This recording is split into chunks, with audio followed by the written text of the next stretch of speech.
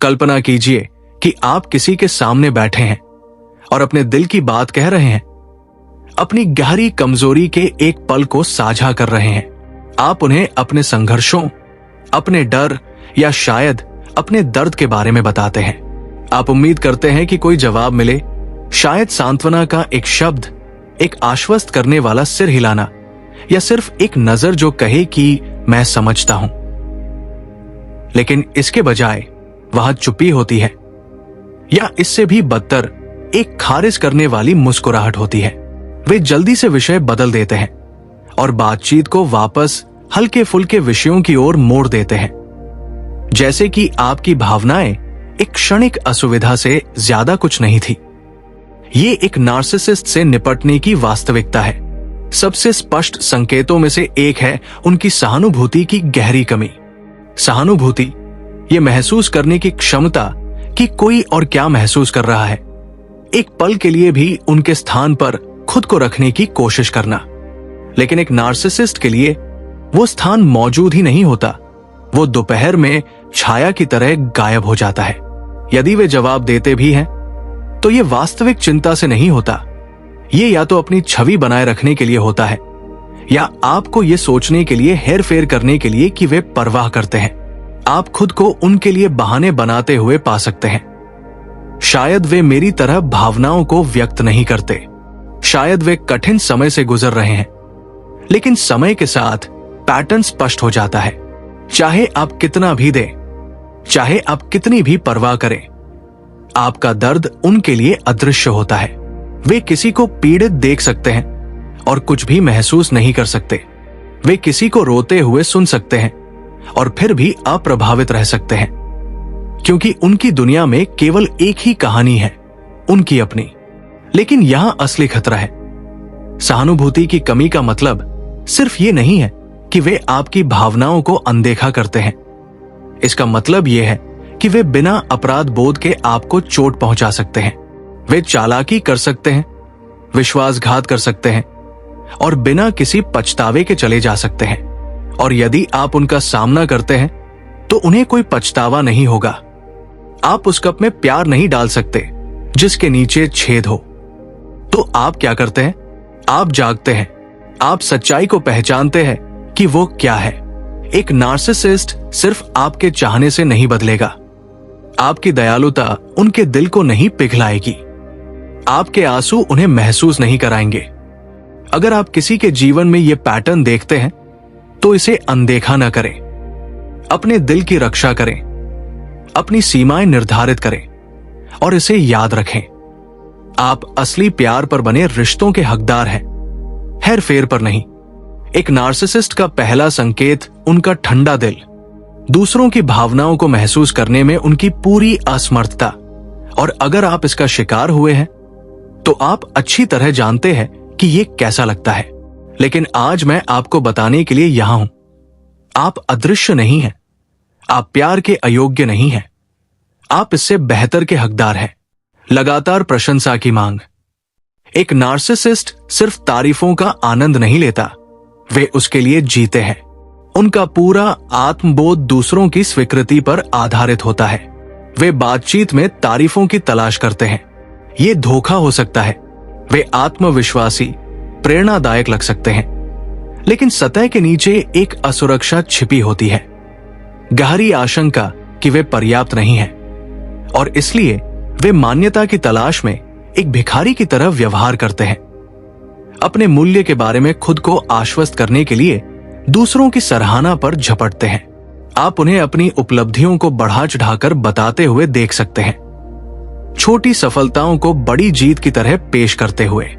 यदि वे किसी परियोजना का हिस्सा थे तो वे ऐसा दिखाएंगे जैसे उन्होंने पूरी चीज का नेतृत्व किया हो। यदि उन्होंने कभी किसी की मदद की हो तो वे कहानी को इस तरह से बताएंगे कि वे नायक बन जाए। सब कुछ उनकी प्रशंसा की जरूरत के इर्द गिर्द घूमता है। लेकिन यहां खतरा यह है, यदि आप उन्हें वो प्रशंसा देने में विफल रहते हैं जिसके वे हकदार हैं, तो उनका रवैया बदल सकता है। वे दूर हो सकते हैं, नाराज हो सकते हैं, या यहां तक कि आप पर भड़क भी सकते हैं। वे एक साधारण क्षण में किसी व्यक्ति को ईर्ष्यालु कहकर खारिज कर सकते हैं या नकारात्मक होने के लिए उस पर हमला कर सकते हैं। वे इस विचार को नहीं संभाल सकते कि वे उतने महान नहीं हैं जितना वे स्वयं को मानते हैं। लेकिन सच्चाई यह है, वास्तविक आत्मविश्वास ध्यान की भीख नहीं मांगता। सच्ची महानता को प्रशंसा की आवश्यकता नहीं होती। एक सुरक्षित व्यक्ति प्रशंसा की मांग नहीं करता। वो इसे अपने कार्यों के माध्यम से, विनम्रता के माध्यम से और दूसरों के लिए वास्तविक प्रेम के माध्यम से प्रेरित करता है। दूसरी ओर एक आत्ममुग्ध व्यक्ति प्रशंसा चाहता है, इसलिए नहीं कि वो मजबूत है, बल्कि इसलिए कि वो नाजुक है। अगर आप किसी ऐसे व्यक्ति को जानते हैं जो लगातार सुर्खियों में रहना चाहता है, जो नजरअंदाज किए जाने को बर्दाश्त नहीं कर सकता, जो अपने मूल्य को इस बात से मापता है कि उसे कितना ध्यान मिलता है, तो सावधान रहें, क्योंकि प्रशंसा की भूख कभी संतुष्ट नहीं होती। और अगर आप बहुत करीब रहते हैं तो आप खुद को रिश्ते में नहीं बल्कि एक तरफा प्रदर्शन में पाएंगे, जहां आपका एकमात्र काम ताली बजाना होगा, जबकि वो सेंट्रल स्टेज पर होंगे। अधिकार की भावना एक जाल है। उनकी अधिकार की अत्यधिक भावना जीवन, निष्पक्षता या आपसी सम्मान के बारे में नहीं है। ये उनके बारे में है कि वे जब चाहे जो चाहे प्राप्त करें। उनका मानना है कि वे इसके हकदार हैं। इस दृष्टिकोण को देखें कि वे लोगों के साथ कैसे व्यवहार करते हैं। एक नार्सिसिस्ट सेवा कर्मचारियों यहां तक कि दोस्तों और परिवार को भी बराबर के रूप में नहीं, बल्कि एक उपकरण के रूप में देखता है। वे उम्मीद करते हैं कि दूसरे लोग उनकी जरूरतों का अनुमान लगाएं, अपने कार्यक्रम को समायोजित करें, उन्हें समायोजित करें। लेकिन जिस क्षण आप उनसे बदले में ऐसा करने को कहते हैं, वे अचानक व्यस्त, उदासीन या परेशान हो जाते हैं, क्योंकि उनके दिमाग में दुनिया को उनकी सेवा करनी चाहिए, न कि इसके विपरीत। लेकिन अधिकार केवल स्वार्थ से परे है। ये एक अंतर्निहित अहंकार के साथ आता है। एक नार्सिसिस्ट मानता है कि वे प्रयास के बिना सफलता, योगदान के बिना मान्यता और पारस्परिकता के बिना वफादारी के हकदार हैं। वे काम के बिना पुरस्कार, जिम्मेदारी के बिना विशेषाधिकार चाहते हैं, और यदि जीवन उन्हें वो नहीं देता जो उन्हें लगता है कि मिलना चाहिए, तो वे दूसरों को दोष देते हैं। आप देख सकते हैं कि जब चीजें उनके अनुसार नहीं होती तो वे कितनी आसानी से नाराज हो जाते हैं। यदि पदोन्नति किसी और को मिलती है तो वे इसे निष्पक्ष प्रतिस्पर्धा के रूप में नहीं देखते, बदले में वे मांग करते हैं। लेकिन यदि आप उनसे अचानक कुछ मांगते हैं तो आप बहुत जरूरतमंद हो जाते हैं। वे एहसान चाहते हैं, लेकिन जब आपको मदद की जरूरत होती है तो वे गायब हो जाते हैं, क्योंकि उनके लिए रिश्ते देने और लेने के बारे में नहीं है, वे सिर्फ लेने और लेने के बारे में है। लेकिन यहां वो बात है जो वे नहीं समझते। सच्चा सम्मान मांगा नहीं जाता, अर्जित किया जाता है। सच्चा विशेषाधिकार चरित्र से आता है, अहंकार से नहीं। और सच्चे रिश्ते एक तरफा दास्ता से नहीं, बल्कि आपसी देखभाल पर बनते हैं। यदि आप पाते हैं कि आप लगातार दे रहे हैं, जबकि वे केवल तभी लेते हैं जब वे विशेष उपचार की अपेक्षा करते हैं, लेकिन बदले में कभी दयालुता नहीं दिखाते, तो जागे। उनका अधिकार आत्मविश्वास नहीं है, ये ताकत नहीं है, ये एक जाल है। और इससे बचने का एकमात्र तरीका यह है कि इसे पहचाने कि ये क्या है और उनका खेल खेलने से इनकार कर दे। हेरफेर का खेल। एक नार्सिसिस्ट धोखेबाजी का मास्टर होता है। वे जानते हैं कि शब्दों को कैसे तोड़ना है, दोष को कैसे दूसरों पर डालना है, भावनाओं से कैसे खेलना है। वे आपकी असुरक्षाओं से डरते हैं, और एक बार जब वे आपको भावनात्मक रूप से निवेशित कर लेते हैं तो असली खेल शुरू होता है। उनके पसंदीदा तरीकों में से एक है गैसलाइटिंग, जिससे आप अपनी वास्तविकता पर सवाल उठाने लगते हैं। आप कुछ ऐसा ला सकते हैं जिसने आपको दुख पहुंचाया हो, जो उन्होंने कहा हो, और वे आपको मुस्कुराकर देखेंगे और कहेंगे, मैंने कभी नहीं कहा। आप उन चीजों की कल्पना कर रहे होंगे। आप व्यक्त कर सकते हैं कि उनके कार्यों ने आपको कैसा महसूस कराया, और वे जवाब देंगे कि आप जरूरत से ज्यादा प्रतिक्रिया कर रहे हैं। आप बहुत संवेदनशील हैं, धीरे धीरे वे आपके आत्मविश्वास को खत्म कर देते हैं, जिससे आप अपने मन पर संदेह करने लगते हैं। फिर अपराध बोध की शुरुआत होती है। वे आपको महसूस कराएंगे कि आप अपने लिए खड़े होने के लिए बुरे आदमी हैं। यदि आप उन्हें उनके व्यवहार के बारे में बताते हैं तो वे अचानक पीड़ित बन जाएंगे। वे आपको उन सभी चीजों की याद दिलाएंगे जो उन्होंने आपके लिए की है। आपको सीमाएं रखने के लिए स्वार्थी महसूस कराएंगे। लेकिन सच ये है, असली प्यार वास्तविक रिश्तों में हेरफेर नहीं करता है। वो नियंत्रण पर आधारित नहीं होता। असली संचार सच्चाई को तोड़-मरोड़ कर पेश नहीं करता। अगर आप लगातार किसी के आसपास थका हुआ, भ्रमित या दोषी महसूस करते हैं तो एक कदम पीछे हटें और पैटर्न को देखें, क्योंकि एक नार्सिसिस्ट समाधान खोजने के लिए बहस नहीं करता, वो जीतने के लिए बहस करता है। और उनके हेरफेर के खिलाफ जीतने का एकमात्र तरीका है उनका खेल खेलने से इनकार करना। सच्चाई पर दृढ़ रहें, सीमाएं निर्धारित करें।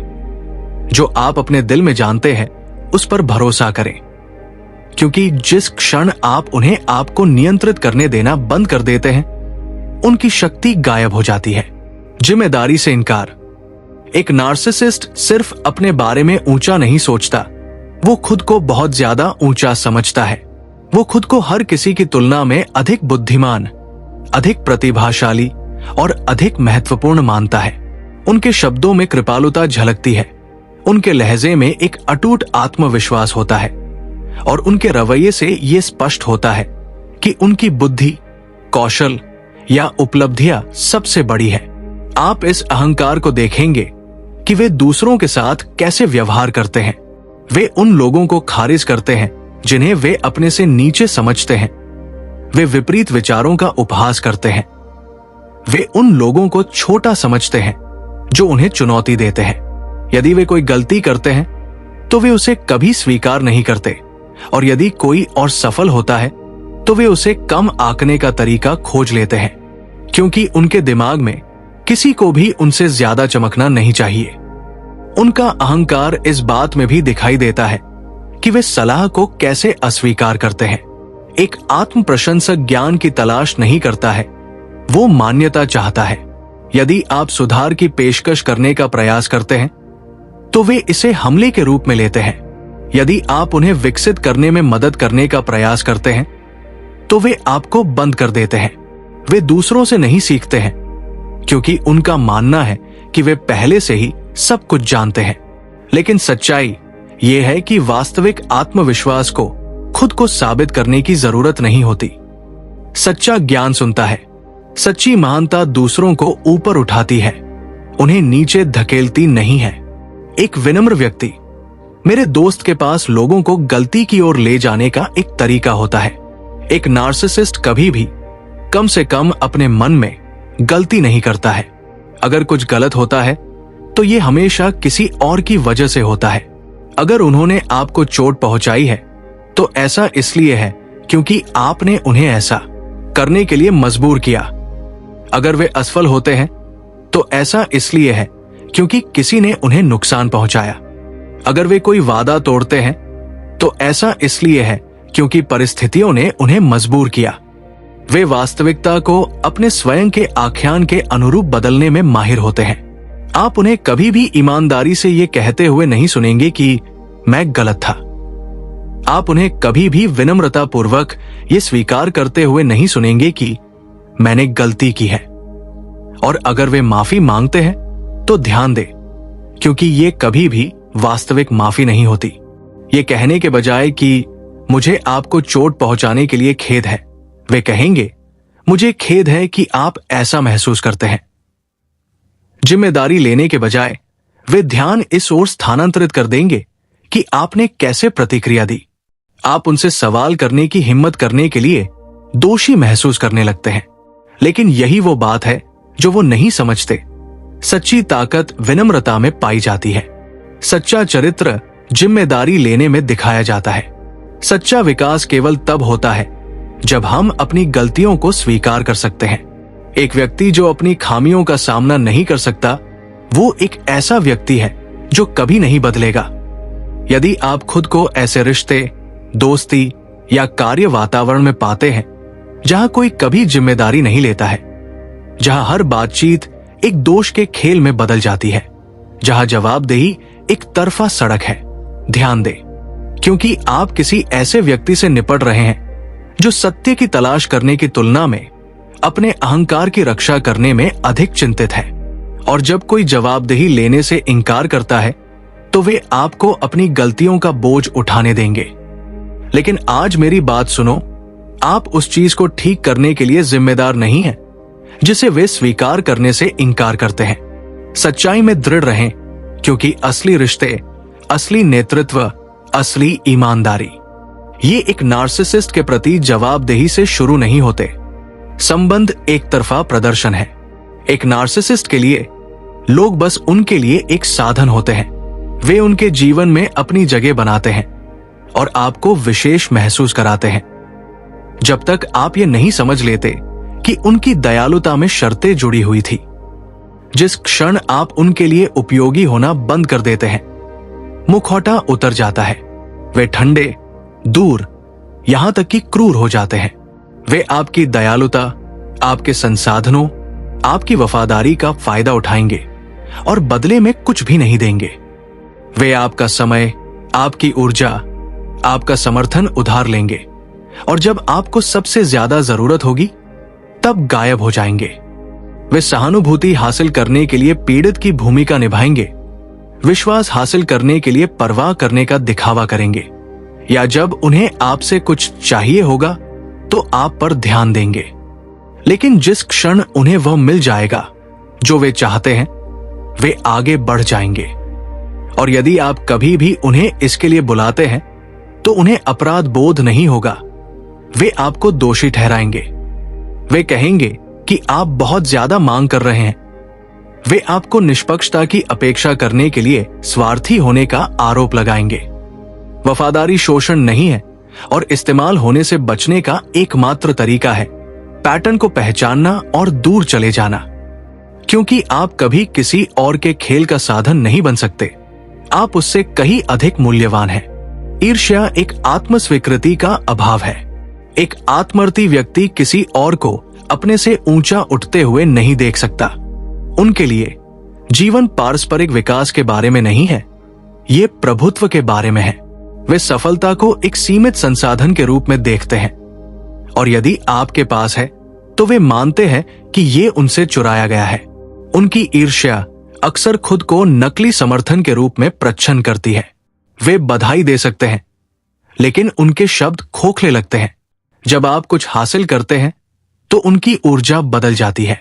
वे आपकी सफलता को कम आंक सकते हैं, ऐसा अभिनय कर सकते हैं जैसे कि ये कोई बड़ी बात नहीं है, या ये संकेत दे सकते हैं कि आप वास्तव में इसके लायक नहीं हैं। वे ऐसी बातें कह सकते हैं, आप बस भाग्यशाली थे, कोई भी ऐसा कर सकता था, देखते हैं आप इसे कब तक बनाए रखते हैं। अन्य बार ईर्ष्या प्रत्यक्ष तोड़फोड़ में बदल जाती है। ये तुलना के माध्यम से प्रकट होती है। वे हमेशा आपको मात देने की कोशिश करेंगे। यदि आपने कुछ हासिल किया तो वे तुरंत कुछ ऐसा सामने लाएंगे जो उन्होंने किया था। यदि आप उन्हें अपनी सफलता के बारे में बताते हैं तो वे अपनी कहानियों के साथ बातचीत को हाईजैक कर लेंगे। वे आपको खुद के लिए लेने की कोशिश किए बिना सुर्खियों में एक पल भी नहीं रहने दे सकते। ये ईर्ष्या उनकी अपनी असुरक्षा का प्रतिबिंब है। वे अपनी योग्यता को इस बात से मापते हैं कि वे दूसरों की तुलना में कितने बेहतर दिखाई देते हैं। जब उनके आसपास कोई सफल होता है तो ये सच्चाई को उजागर करता है जिसे वे बहुत छिपाने की कोशिश करते हैं कि वे उतने श्रेष्ठ नहीं हैं जितना वे होने का दावा करते हैं, और ये एहसास उन्हें जिंदा खा जाता है। लेकिन यहां वह है जो वे नहीं समझते। सच्ची महानता प्रतिस्पर्धा नहीं करती, ये वास्तविक आत्मविश्वास का जश्न मनाती है, ईर्ष्या नहीं करती। ये वास्तविक लोगों को प्रेरित करती है, दूसरों की सफलता से नाराज नहीं होती, वे उनका उत्थान करते हैं। यदि आप देखते हैं कि कोई हमेशा आपकी उपलब्धियों को कम करके आंकता है, आपकी जीत को तोड़मरोड़ कर पेश करता है, या आपकी सफलता को हाईजैक करने की कोशिश करता है, तो ये ईर्ष्या का एक स्पष्ट संकेत है। अपने दिल की रक्षा करें, क्योंकि एक नार्सिसिस्ट के साथ आप कभी भी उनके साथ जीत नहीं सकते, क्योंकि आपके जीतने का मतलब है कि वे हार गए। एक अंतहीन भूख। एक नार्सिसिस्ट की प्रशंसा की अंतहीन भूख कभी संतुष्ट नहीं होती। वे केवल तारीफों का आनंद नहीं लेते, वे उस पर निर्भर होते हैं। वे प्रशंसा को अपनी जीवन रेखा, अपने ईंधन, अपने प्रमाण के रूप में देखते हैं कि वे उतने ही विशेष हैं जितना वे स्वयं को मानते हैं। इसके बिना वे खाली, बेचैन और असुरक्षित महसूस करते हैं। पहले तो ये हानि रहित लगता है। उन्हें अपनी प्रतिभा, अपने रूप या अपनी बुद्धिमत्ता के बारे में प्रशंसा सुनना अच्छा लग सकता है। वे विनम्र होकर प्रशंसा पाने की कोशिश भी कर सकते हैं। मुझे नहीं लगता कि मैंने वो अच्छा किया, मैं शायद दूसरों जितना प्रतिभाशाली नहीं हूं। तो आप उन्हें आश्वस्त करेंगे, क्या आप मजाक कर रहे हैं?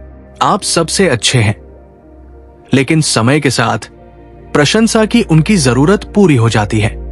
वे हर बातचीत में ध्यान का केंद्र बनना चाहते हैं, हर कमरे के स्टार। यदि आप उनकी प्रशंसा नहीं करते हैं तो वे नाराज हो जाते हैं।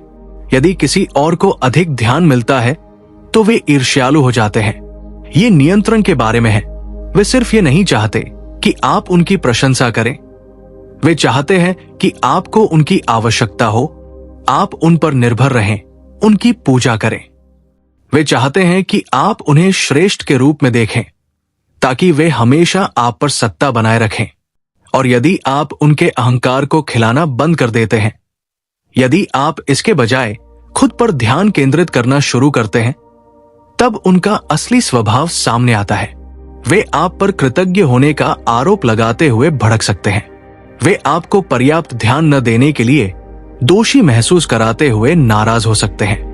कुछ तो आपको चुप रहने या दूरी बनाकर तब तक दंडित भी करेंगे जब तक आप स्थिति को ठीक करने की कोशिश करते हुए वापस नहीं आते, जब वास्तव में उनके नाजुक अहंकार के अलावा ठीक करने के लिए कुछ भी नहीं था।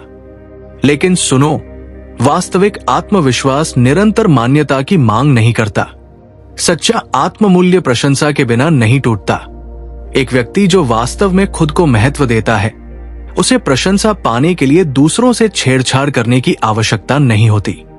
यदि आप पाते हैं कि आपको लगातार किसी को आश्वस्त करना पड़ रहा है, लगातार उनके अहंकार को बरकरार रखने के लिए अंडे के छिलकों पर चल रहे हैं, लगातार ध्यान देने की उनकी अंतहीन आवश्यकता से खाली हो रहे हैं, एक कदम पीछे हटें। ये प्यार नहीं है, ये दोस्ती नहीं है, ये एकतरफा प्रदर्शन है, जहां आप समस्या है ये सोचकर कि उनके लिए कुछ भी पर्याप्त क्यों नहीं लगता। लेकिन आज मेरी बात सुने, आप समस्या नहीं है। समस्या ये है कि आप किसी ऐसे व्यक्ति के घेरे में आ गए हैं जो नियंत्रण पर फलता फूलता है, जो प्रशंसा से पोषित होता है, जो अपनी इच्छाओं की पूर्ति के लिए वास्तविकता को तोड़-मरोड़ देता है। एक आत्मर्तिवादी तब तक नहीं बदलता जब तक वो स्वयं नहीं चुनता। वो एक दिन जागता है और अचानक सहानुभूति प्राप्त करता है, अचानक जिम्मेदारी लेता है, अचानक दूसरों को स्वयं से अधिक महत्व देना शुरू कर देता है। और यदि आप उस दिन के आने का इंतजार कर रहे हैं, तो आप अपना पूरा जीवन इंतजार में बिता सकते हैं। तो आप क्या कर सकते हैं? सीमाएं निर्धारित करें, सच बोलें, पीछे हटें। आप किसी की भावनात्मक आपूर्ति बनने के लिए नहीं बुलाए गए हैं। आप खत्म होने, हेरफेर करने या उपयोग किए जाने के लिए नहीं बने हैं। आप मूल्य, उद्देश्य और गरिमा के साथ बनाए गए हैं, और किसी को भी इसे आपसे छीनने का अधिकार नहीं है। एक आत्मर्तिवादी आपको बताएगा कि उनके अहंकार को पोषित करते हुए आप वो सब कुछ वापस ले लेते हैं जो उन्होंने आपसे चुराने की कोशिश की थी। आपकी शांति, आपका आत्मविश्वास, आपकी पहचान। इसलिए आज ही निर्णय लें, नियंत्रित होने से इनकार करें, इस्तेमाल होने से इनकार करें। एक आत्मर्तिवादी को अपनी वास्तविकता को आकार देने से इनकार करें।